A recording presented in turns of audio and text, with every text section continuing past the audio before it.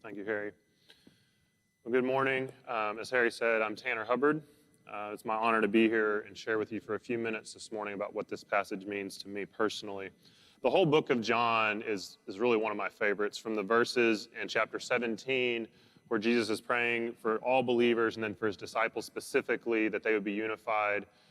Even throughout, as John writes this gospel and refers to himself as the one who Jesus loved, the disciple who Jesus loved, it causes me to think that he understood God the Father through Jesus Christ better than any of us.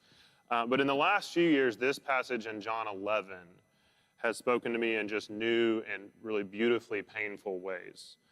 4.5 years ago on Christmas Eve, my mother died after a 9-month battle with cancer. In the years preceding and following that, I've lost 5 other dear friends who are all gone too soon. Since 2013, about every 18 months,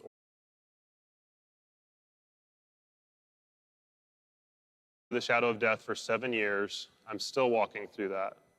So if you've been there or you're still there, I want to talk about this morning a little bit why John 11:35 is so important for all of us.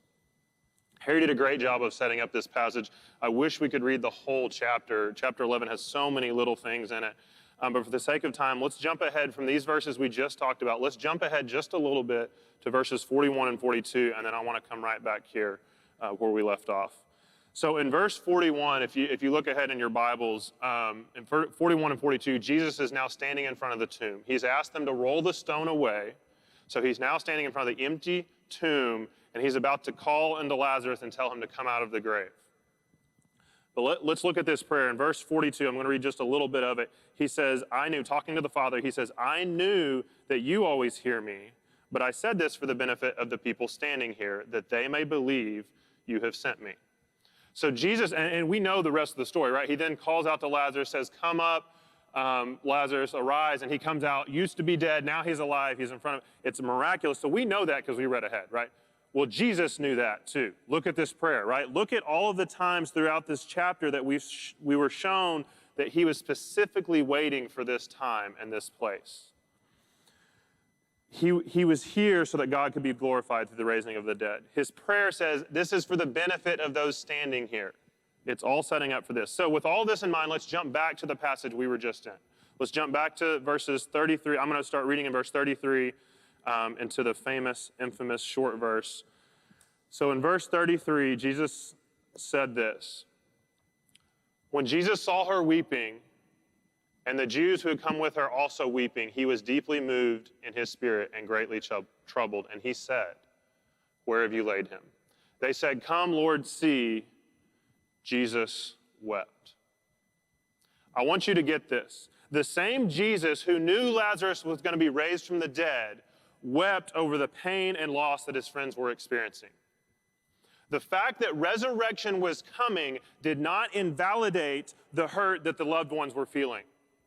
I want to say that again. The fact that your resurrection is still coming does not invalidate the fact that you are currently hurting. The same Jesus who was himself raised from the dead to redeem all of creation weeps over our pain. It matters to him. He wants to work miraculous things in our life. He does. He also wants to grieve with us because this is not how it's supposed to be. Our Father is not simply waiting for the day when all things are made right. He is actively pursuing us. He is actively hurting with us in the midst of our pain. God has created all things new. He is redeeming all things to himself. But when things are not how they're supposed to be, when we walk through the valley of the shadow of death, Jesus weeps for us. So I stand here this morning not as someone who is completely healed or someone who doesn't feel pain, but as a broken, hurting person who is convinced that my pain is wept over.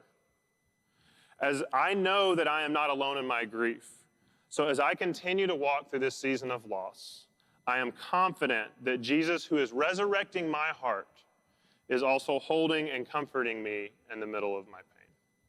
Thank you.